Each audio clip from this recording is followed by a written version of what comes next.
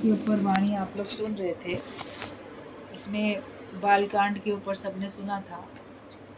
बालकांड के बाद अयोध्या कांड है और आज वाल्मीकि जयंती भी है, जिन्होंने रामायण लिखी थी। तो राम की पूरी जिन्होंने लीलाएं लिखी, संस्कृत में लिखा था और उसके बाद काफ़ी समय के बाद में तुलसीदास ने आम बोलचाल की भाषा में उन्होंने फिर रामचरितमानस के रूप में उसका पूरा लिखा था, सब लोग जानते हैं। तो एक एक जो उनका अध्याय है वो हमें कुछ ना कुछ शिक्षा देता है। बालकांड से हमको शिक्षा मिलती है, बालकवत होकर रहने की शिक्षा मिलती है। अयोध्या कांड है उसके बाद, तो बोला है कि जिसका मन बालक जैसा है उसका शरीर अयोध्या बनता है। अयोध्या माना प्रेम, अयोध्या माना युद्ध नहीं, अयुद्ध। अयोध्या मतलब अ और युद्ध, जिसमें युद्ध नहीं है। तो हमारे अंदर ही युद्ध चलता रहता है ना, हर एक के अंदर मन में एक महाभारत लगी हुई है। कौरव पांडव अंदर ही विद्यमान है, जो हर समय झगड़ा करने को उतार रहे।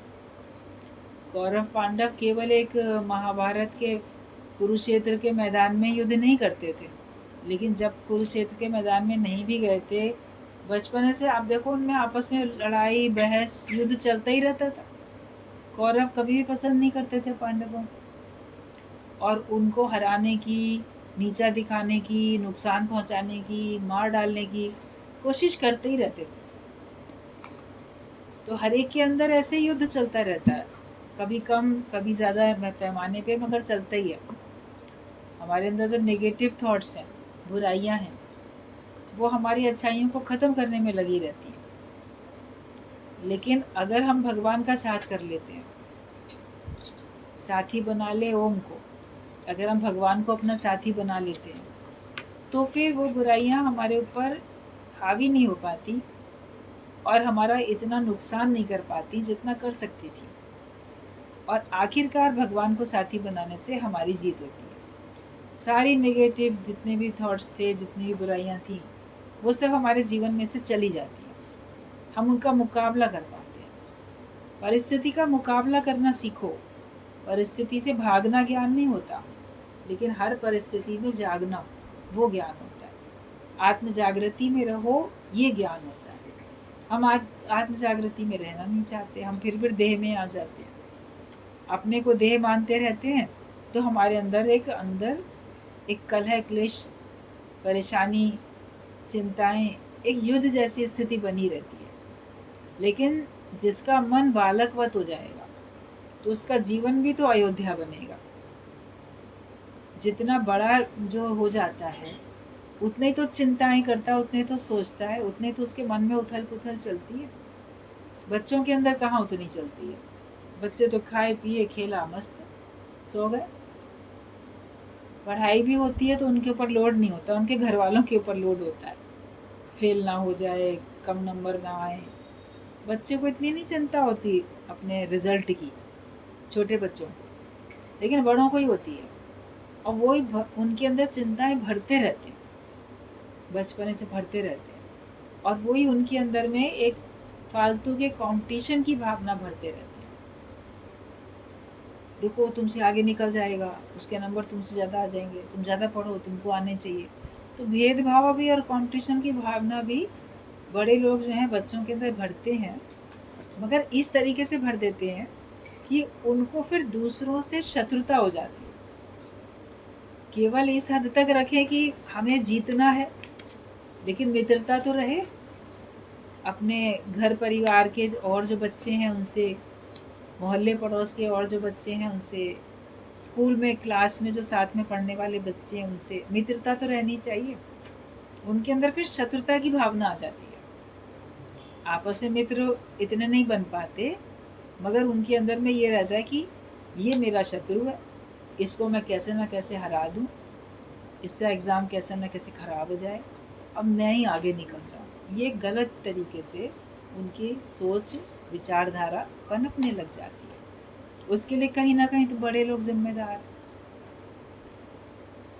बालकवध जो होता है बच्चा, वो सरल होता है, उसको सिखाते भी हैं तो वो फिर दोस्ती कर लेता है, फिर वो मन में नहीं रखता कोई बात, इसीलिए उसके जीवन में युद्ध नहीं होता।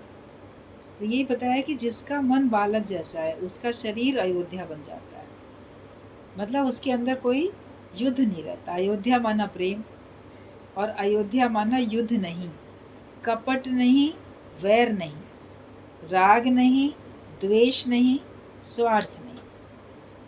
अपने जीवन में देखो, क्या तुम्हारे अंदर युद्ध चलता रहता है अंदर, या बाहर से भी तुम युद्ध जैसी स्थिति बनाते रहते हो क्या? कोई व्यक्ति हर समय झगड़ा करने पे उतारू रहता है, उसके अंदर युद्ध चलता रहता है, वो बाहर भी युद्ध करता रहता है। जिसके अंदर शांति नहीं है वो दूसरों को भी शांत देख नहीं पाएगा, जिसके अंदर प्रसन्नता नहीं है वो दूसरे को भी प्रसन्न देख नहीं पाएगा, वो उसकी प्रसन्नता को भंग करने का कोई ना कोई उपाय सोचने लगेगा, और वैसे ही वो कर्म भी करेगा। तो जिसके अंदर कोई युद्ध नहीं है, जिसके अंदर से प्रेम ही प्रेम है, तो युद्ध नहीं होगा। प्रेम की कमी होती है तो आप युद्ध शुरू कर देते हो। और छल कपट नहीं है, जिसमें वैर नहीं है, राग द्वेष नहीं है, स्वार्थ नहीं है, ये सब चीजें हमारे अंदर युद्ध जैसी स्थिति बनाती हैं। स्वार्थ के कारण, छल कपट के कारण, वैर विरोध के कारण, राग द्वेष के कारण, ईर्ष्या है, द्वेष है, ये सारी चीजें आपको युद्ध की तरफ प्रेरित करती हैं। बाहर से भी आपके सब शत्रु बनते हैं, और अंदर भी आपके अंदर में इन भावनाओं को लेके हमेशा एक युद्ध वाली स्थिति रहती है। कभी आप अपने अंदर आनंद का अनुभव नहीं कर पाते, क्योंकि ये सारी बातें दुर्भावनाएं हमारे अंदर पड़ी हुई हैं, तो आनंद कैसे आए आपको अंदर में? तो हमें अपना जीवन बनाना है अयोध्या की तरह। अयोध्या कांड हमको ये सिखाता है कि हम अपने आप को बाल कांड में बालकवत बना चुके हैं, तो अब हम बालकवत होकर ही रहें, और हमारे अंदर छल कपट वैर विरोध स्वार्थ कुछ ना हो, सिर्फ प्रेम ही प्रेम हो, तो फिर आपके जीवन में युद्ध भी नहीं रहेगा और आपका जीवन ही अयोध्या बनेगा। तो जिसके अंदर ऐसा सब स्वार्थ नहीं होता है, उसकी काया, उसका शरीर ही जैसे अयोध्या है, और फिर वहीं पर भगवान प्रकट होता है। अयोध्या में भगवान राम का जन्म है। तो तुम अपने जीवन को अयोध्या बनाओगे, तब तुम्हारे अंदर से भगवान प्रकट होंगे। हर एक कोई चाहता है कि मेरे अंदर भी भगवान प्रकट हो जाए, मुझे भी भगवान का अनुभव हो, और दूसरे लोग भी मेरे अंदर भगवान प्रकट है इस बात को अनुभव करें। तो अपने जीवन को अयोध्या बनाओ। अयोध्या बनाने के लिए बोली दिया, सारी खोट बुराइयाँ सब दूर करो। छल कपट तो भगवान को पसंद ही नहीं आता है, वैर विरोध पसंद ही नहीं आता है, स्वार्थ तो उनको बिल्कुल पसंद नहीं आता है। तो जो चीज़ भगवान को पसंद नहीं है वो हम अपने जीवन में रखते ही क्यों हैं? जब हम उसको दूर कर देंगे, छल कपट को, वैर विरोध को, राग द्वेष को, स्वार्थ को, इन सब चीज़ों को, तो फिर आपका जीवन, आपका शरीर अयोध्या बनेगा, और फिर वहीं पर भगवान प्रकट होता है। शरीर रूपी धरती पर भगवान प्रकट हुआ है। जैसे राम ने अयोध्या नगरी में अवतार लिया, तो अयोध्या कांड ये ज्ञान सिखाता है कि निर्वैर बनो, तुम्हारे अंदर कोई वैर ना हो। जब वैर नहीं होगा तो भगवान प्रकट होगा, और जहाँ वैर होता है तो भगवान फिर चले जाते हैं। आप देखो, राम प्रकट हुए, राम के साथ उनके बाकी भाई भी, सब चारों भाई आए दुनिया में, सब में प्रेम था, अपनापन था, सारी रानियों में भी आपस में प्रेम था। लेकिन फिर जहाँ थोड़ा सा भी अंदर वैर छल कपट कुछ स्वार्थ हुआ, तो फिर राम रहे क्या अयोध्या में? वो तो चले गए वन में, वनवास में चले गए। तो जहाँ हमारे अंदर में अगर वैर विरोध आएगा, स्वार्थ आएगा, तो भगवान वहाँ से चले जाएंगे। हमारे जीवन में भगवान टिक नहीं सकता। भगवान तो टिकेगा तभी जब हमारा जीवन निर्वैर होगा। तो अयोध्या कांड हमें ये सिखाता है कि निर्वैर बनो, किसी प्रकार का वैर ना हो हमारे अंदर, हम किसी से वैर ना रखें, किसी को भी अपना शत्रु हम ना माने, और कोई मेरा शत्रु नहीं तो युद्ध मैं किससे करूं? जो भी अपना मित्र सबको समझेगा तो युद्ध थोड़ी करेगा। वैर स्वार्थ ये आपको युद्ध की तरफ लेके जाते हैं। तो कोई मेरा शत्रु नहीं तो युद्ध किससे करें? जो मुक्ति के किनारे बैठा है तो वहां युद्ध नहीं होगा। आप अगर ये सोच लो कि मुझे तो मोक्ष चाहिए, मैं उसी के लिए पुरुषार्थ कर रहा हूँ। तो हम युद्ध किससे करेंगे? हम अपनी मंजिल की तरफ आगे बढ़ रहे हैं। आपका जो भी ध्यान है अपने लक्ष्य पे अगर है, तो आप बस उसी को पाने के लिए तो दौड़ोगे। आप इधर उधर देख के लड़ाई झगड़ा थोड़ी करोगे। अगर आप इधर उधर देख के दूसरों से लड़ाई झगड़ा करने चलोगे तो आपका टाइम तो चला जाएगा, आपका समय चला जाएगा, आप अपने लक्ष्य तक पहुंच ही नहीं सकते। तो जो ये मान लेता है कि मुझे इस जन्म में मुक्ति को पाना है, तो वो फिर किसी से युद्ध नहीं करता है। और जिसको मुक्ति पानी नहीं है, वही छल कपट वैर विरोध स्वार्थ रख के सबसे युद्ध करता रहता है, लड़ाई करता रहता है, और इसी में वो अपना जन्म गंवा देता है। मनुष्य जन्म मिला भी और फिर भी वो परमात्मा को प्राप्त नहीं कर पाता है, क्योंकि उसने अपने लक्ष्य पे नजर नहीं रखी। उसे इस जन्म में मोक्ष पाना ही नहीं है। और जिसने सच में ठान लिया कि मनुष्य जीवन बहुत मुश्किल से मिला है, बार बार नहीं मिलेगा, और इस जन्म में मुझे गुरु मिला, मुझे इतना ब्रह्म ज्ञान अच्छा मिला, मैं चाहूँ तो मैं सबसे उच्च कोटि पे अपने को रख सकता हूँ, मैं वहाँ पहुँच सकता हूँ, मैं उस परमात्मा को पाके उससे मिलके एक हो सकता हूँ, मैं जन्म मरण के चक्कर से छूट सकता हूँ। जो एक बार ही समझ जाता है और जिसको पाने की अभिलाषा उसके अंदर में तीव्र हो जाती है, फिर वो किसी की तरफ नहीं देखता। उसके लिए दुनिया फिर बनी नहीं है, ना कोई वैरी मित्र हमारा, ना वैर है किसी से और ना किसी से राग है। वो बस जहाँ देखता है भगवान ही देखता है, और वो केवल अपने लक्ष्य को पाने में चलता है। वो और बातों में अपना समय नहीं खोता, ना संसार के सुख में, ना संसार के दुख में, ना किसी मित्र को याद करे, ना किसी शत्रु को याद करे। उसका ना मित्र है ना शत्रु है, वो केवल अपने लक्ष्य को देखता है। तो जो मुक्ति के किनारे बैठा है कि जिसको बस हम इधर किनारे आ गए और हमको मुक्ति ही पानी है, तो वही पाने का यत्न करता है, तो फिर वो किससे युद्ध करेगा? तो वहां पे युद्ध नहीं होगा। संतों की इंद्रियों में, आंखों में, चित्त में भक्ति होती है। आंखों में प्रेम रखने से तो घट में वैर होगा ही नहीं। भाई आप अगर अपनी आंखों में प्रेम रखोगे तो आपके घट में, आपके दिल में वैर रहेगा ही नहीं ना। अपनी नजरों में प्रेम भरो, फिर किसी को देखो। जो आपका बहुत प्रिय होता है, जब उसको देखते हो तो बताओ किस भावना से देखते हो। अभी आपका छोटा बच्चा है, आप उसे देख रहे हो तो कितने अपनेपन से, कितनी ममता से देख रहे हो, कितने प्रेम से देख रहे हो। एक बात बताई जाती है, छोटा सा दृष्टांत, कि एक महिला थी, उसका छोटा बच्चा भी नर्सरी में, स्कूल में पहली बार पढ़ने के लिए गया। बच्चा छोटा था, स्कूल भी जो था वो घर के बहुत पास में था। तो उसने अपने घर में एक बार, पुरानी नौकरानी चली गई थी तो नई नौकरानी को बुलाया। उस समय उसका बच्चा स्कूल जा चुका था, बच्चों का स्कूल सवेरे लग जाता है, चले गए थे। वो पहली बार आई उसके घर में दोपहर में, दिन में। तो वो कहती है नौकरानी से, मालकिन, कि मेरे बच्चे को ना अभी इंटरवल होने वाला है, तो स्कूल में जाके ना ये बहुत अच्छी खीर बनाई है, ये तुम दे आओ। नर्सरी स्कूल है तो वहाँ पे स्कूल में क्लास में जाके दे आना। तो वो कहती है कि मैंने आपके बच्चे को देखा ही नहीं है, मैं कैसे पहचानूंगी? तो उसने बड़ी उसमें कह दिया प्यार में, जो बच्चा सबसे ज़्यादा सुंदर है ना, वही मेरा बच्चा है, उसी को खिला देना। बजाय ये बताने के कि भी इसका नाम ये है, नाम पूछना। इतने वो मोह में थी, कहती अरे क्लास में जो सबसे सुंदर बच्चा है ना, वही तो मेरा बच्चा है, उसको ये खीर खिला के आना। वो गई, इत्तेफाक से उस नौकरानी का बच्चा भी उसी स्कूल में, उसी क्लास में पढ़ता था, छोटा बच्चा। वो अपने बच्चे को खीर खिला के चली आई। वो कहती है कि तुमने मेरे बच्चे को खीर खिला दी? तो वो कहती है कि आपने कहा था जो बच्चा सबसे ज्यादा सुंदर हो उसको खीर खिला देना, तो मेरे को तो अपना ही बच्चा सबसे ज्यादा सुंदर लग रहा है, मैं तो उसे खीर खिला के चली आई। तो कहने का मतलब ये था कि जिसमें बहुत अपनापन है, प्रेम है, वो तो हमको सबसे प्यारा लगता है, सबसे सुंदर लगता है, उससे तो अच्छा कोई और लगता ही नहीं।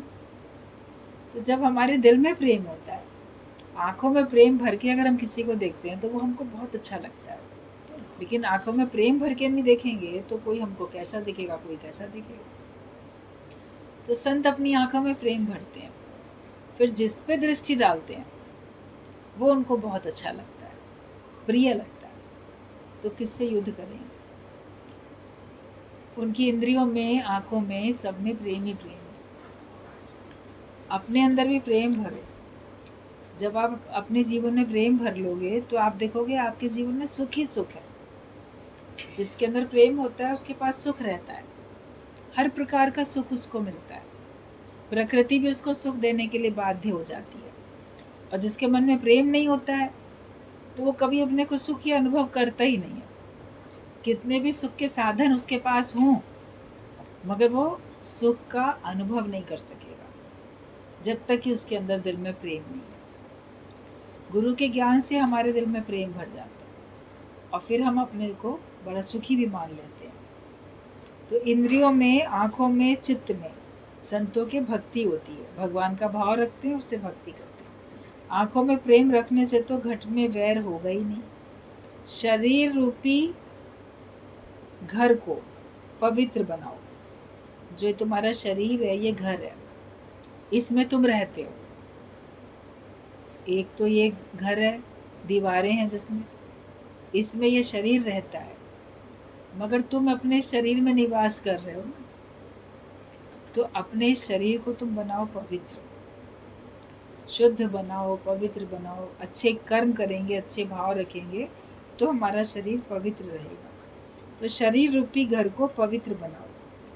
अयोध्या कांड में लोभ राज्य का नहीं, तभी युद्ध भी नहीं है।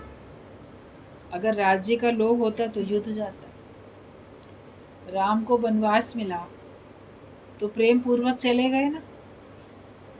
अयोध्या कांड में तो वनवास मिला ना, चले गए।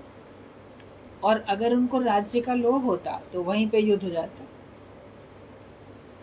कह दिया है तो फिर अब कैसे नहीं दे सकते, नियम है ये, परंपरा है।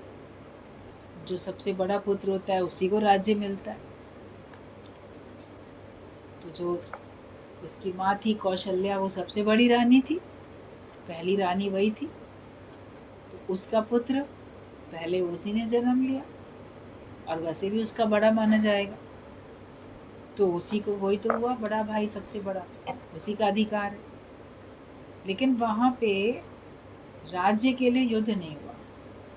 और किसी भी भाई ने युद्ध के लिए युद्ध किया क्या राज्य के लिए? बल्कि राज्य क्यों मेरे लिए रखा, ये बात कह के भरत ने माता से केकई से नाता तोड़ दिया। खुश थोड़ी हुआ वो, उसको भी राज्य का लोभ थोड़ी था भरत को। वरना और तो कोई हो तो बड़ा खुश हो जाए, वाह मेरी माँ ने कितनी बढ़िया चाल चली, मेरे लिए ये उसने तरीका अपना दिया, मुझे राज्य मिल गया। वो तो सौतेला भाई है ना, दूसरी माँ का है बच्चा, जाए। सगे ही भाई भाई आपस में प्रॉपर्टी के लिए लड़े मरे जाते हैं आजकल के ज़माने में। तो सौतेले तो कितना करेंगे। लेकिन उसमें, अयोध्या में लोभ लालच नहीं था माया का, इसीलिए वहाँ युद्ध नहीं थे। जहाँ लोभ लालच होता है माया का, तभी हमारे जीवन में युद्ध भी आता है। तो अयोध्या कांड में लोभ राज्य का नहीं, तभी युद्ध भी नहीं है। एक संत एक नाथ था। एक बार सत्संग वो कर रहे थे तो उन्होंने कहा, अशोक वन में जहाँ सीता जी विराजमान थीं, वहाँ लताओं और वृक्षों पर सफेद फूल खिल रहे थे। उस समय हनुमान जी राम की कथा सुन रहे थे। तो वो प्रकट हो गए, उन्होंने कहा, एक नाथ गलत कह रहे हैं, मैंने उस समय सफेद फूल नहीं लाल फूल देखे थे। एक नाथ ने कहा, मैं तो अपने राम को रिझाने के लिए कथा करता हूँ, जो इसमें लिखा है किताब में मैं तो वही पढ़ूंगा। अब इसमें लिखा है रामायण में कि वहाँ सफ़ेद फूल खिले थे। तो ये माना जाता है कि जहाँ भी राम की कथा होती है, रामायण पढ़ी जाती है, अखंड रामायण या वैसे ही पढ़ते हैं, तो हनुमान वहाँ पे सुनते हैं आके, क्योंकि वो राम की कथा उनको प्रिय लगती है। बार बार भी सुने वर्णन तो उनको अच्छा लगता है, इतने वो भक्त हैं। तो उन्होंने कहा लेकिन मैं तो खुद वहाँ गया था ना, अशोक वाटिका में, तो वहाँ पे सफ़ेद फूल नहीं थे, वहाँ पे लाल फूल थे। अब झगड़ा हो गया इसमें, इस बात पे बढ़ गया झगड़ा। अब कौन कहे, वो बोल रहे मैं तो जो किताब में लिखा है वही पढ़ूंगा, बोल रहे मैंने तो देखा अपनी आँख से, तो तुम गलत बोल रहे हो। बोले इसका मतलब किताब में गलत थोड़ी लिखा होगा। तो बोलता है मैं कोई गलत थोड़ी कह रहा हूँ, मैं सही हूँ। हनुमान बोलते मैं सही हूँ, और बोलते जी पुस्तक में जो लिखा है वो सही, हम तो मानेंगे। तो ये झगड़ा बढ़ा, तो ये झगड़ा फिर राम के पास चला गया, राम जी के पास पहुंच गया झगड़ा। आखिरकार राम अपने लोक में थे, सब वहीं पहुंच गए। तो राम जी ने कहा कि दरअसल तुम दोनों सही हो, क्योंकि फूल तो सफेद थे तो इसमें किताब में लिखा है फूल सफेद थे। क्योंकि हनुमान जी की आंखों में क्रोध था, क्रोध से आंखें लाल थी, तो वो फूल भी उन्हें लाल नजर आ रहे थे। इसलिए हनुमान अपनी जगह सही है, और जो ग्रंथ में किताब में लिखा है वो अपनी जगह सही है। तो फूल तो सफेद ही थे, लेकिन चूंकि इसकी आंखों में क्रोध भरा हुआ था, क्रोध से आंखें लाल थी, तो इसको सफेद फूल भी लाल नजर आया। तो आंखों में जो भरा होगा हमको वही तो दिखेगा। आंखों में प्रेम भरा होगा तो हमको प्रेम दिखेगा सर्वत्र, आंखों में क्रोध भरा होगा तो हमको सही भी गलत दिखेगा। सफेद भी तो लाल दिख रहा था, क्योंकि आंखों में क्रोध भरा हुआ था। तो आंखों में क्रोध था, आंखें क्रोध से लाल थी, तो वो फूल भी लाल नजर आए। ऐसे ही जगत ब्रह्म स्वरूप है, पर वो हमको नहीं दिखता, क्योंकि हमारी आंखों में माया है। तो हमको हर जगह माया ही माया दिखती है, तो वो ब्रह्म स्वरूप, लेकिन हमारी नजरों में माया ही है, उसी का लोभ है, तो हमको हर जगह माया ही माया दिखती है। लेकिन जिसकी नजरों में ब्रह्म ही ब्रह्म हर जगह समाया, और फिर तिसरे बिना कुछ नजर न आया, जिसकी आंखों में ही ब्रह्म का भाव है, भगवान का भाव है, भगवत भाव है, तो उसको हर जगह भगवान ही भगवान दिखेंगे। तो अयोध्या का जो है उसमें लोभ नहीं दिखता है। राम को राज्य का लोभ नहीं था, जब राम को वनवास मिला तो उनको लोभ नहीं था। तो भरत ने भी लोभ नहीं था, तो भरत ने राम को गद्दी वापस दे दी। वरना कई साल तक अगर वो राज्य करते रहते तो कहते अब तो हमारा अधिकार हो गया। कई साल तक किराएदार रहने लगता है, वो मकान मालिक से कहता है ये मेरा अधिकार हो गया अब तो रहने का। कोर्ट में चले जाएंगे, हम तो इतने साल से इस घर में रह रहे हैं, अब हमको कोई निकाल नहीं सकता है। इतने साल से हम इस धरती को जोत बो रहे हैं, अभी खेत हमारा ही होगा। आपके अपने भाई लोग भी कह देंगे तुम्हारा हिस्सा नहीं है इसमें, मेहनत हम कर रहे हैं तो हमारा हिस्सा, तुम कुछ करते ही नहीं हो, ना आके इसमें मेहनत करो, ना पैसा लगाओ, ना कुछ करो, तो हम तुम्हें क्यों दें। तो वो लोग भी नहीं देते, वापस नहीं करते। पैतृक घर भी होता है, हमने देखा है लोगों को कि उसमें कुछ, अगर मान लो एक दो भाई हैं जो शहर में दूसरी जगह नौकरी के कारण रहते हैं, और जो वहाँ रहता है उस घर में, तो पूरे घर पे अपना अधिकार समझता है, और फिर जब वो लोग आएंगे तो वो ऐसे ट्रीट करेगा ये पूरा घर मेरा है, तुम लोग मेहमान हो, जबकि उनमें उनका भी हिस्सा है, लेकिन फिर भी ऐसे ही करते हैं। मगर भरत ने तो सारा का सारा राज्य किया भी इतने साल तक, और राम आए तो कितनी खुशी से सौंप दिया ना, क्योंकि लोभ नहीं था। तो अपने जीवन को अयोध्या बनाओ जिसमें युद्ध नहीं है। स्वार्थ होगा, लोभ लालच होगा, तो तुम युद्ध से बच नहीं सकते, और युद्ध किसी भी हाल में अच्छा नहीं होता है। युद्ध से हमेशा बर्बादी ही होती है। कृष्ण भगवान ने भी कहा युद्ध को टालना बेहतर होता है। युद्ध अगर हट जाए, ना हो, तो वो ज्यादा बेहतर है, इसीलिए वो शांति दूत बन के गए भी। जब उन्होंने शांति दूत बन के जाके युद्ध को टालने का प्रयास करने की बात की, तो पांडवों में से भीम को भी नहीं अच्छा लगा और फिर द्रौपदी को भी नहीं अच्छा लगा, बाकी लोगों को भी नहीं अच्छा लगा कि फिर मेरी प्रतिज्ञा का क्या होगा। भीम बोलता है कि अगर आप शांति दूत बन के गए और मान लो युद्ध नहीं हुआ, तो फिर मैंने प्रतिज्ञा जो की है दुशासन और दुर्योधन को कैसे मुझे मारना है, उसकी जांघ तोड़ के, और उसको तो छाती से उसका खून मेरे को पीना है, तो वो मेरी प्रतिज्ञा का क्या होगा फिर अगर आप चले गए और युद्ध नहीं हुआ। द्रौपदी कहती है जब मैंने प्रतिज्ञा की है कि मैं उसके खून से अपने केश धोऊंगी और फिर बांधूंगी, तो मेरा क्या होगा, मेरी प्रतिज्ञा का क्या होगा। भगवान ने उन लोग को दोनों को डांटा है, कहते तुम्हारी प्रतिज्ञा जो है लोगों के जीवन से बड़ी नहीं है, तुम्हारी प्रतिज्ञा को पूरा करने के लिए युद्ध हो ये ज़रूरी नहीं है। युद्ध बिल्कुल अंतिम स्थिति होती है, जब कोई बात वाकई नहीं बन पा रही है तब होता है, वरना युद्ध को टालना बेहतर होता है। इसीलिए उन्होंने वहाँ जाके युद्ध ना करने का प्रस्ताव रखा था कि पूरा राज्य इनका है, आधा नहीं दे रहे हो, पूरा नहीं देते, आधा नहीं देते, तो 5 भाइयों के लिए 5 गांव दे दो, वो उसी में संतोष कर लेंगे। मगर जब दूसरा युद्ध पे उतारू था, बिना युद्ध के सुई के नोक के बराबर भूमि भी नहीं दूंगा। गलती थी उसकी, उसने जो शर्त रखी थी उसमें वो लोग पास हो गए थे, पूरी हो गई थी, तो भी वो नहीं देना चाहता था। अधर्म पे तो खड़े थे कौरव, फिर भी भगवान ने सोचा कि युद्ध ना हो तो बेहतर है, लेकिन जब वो नहीं माना तो फिर युद्ध करना ही पड़ा। और फिर युद्ध में फिर अर्जुन को मोह लगने लगता है, फिर उसके मोह को दूर किया कि नहीं अब करो युद्ध।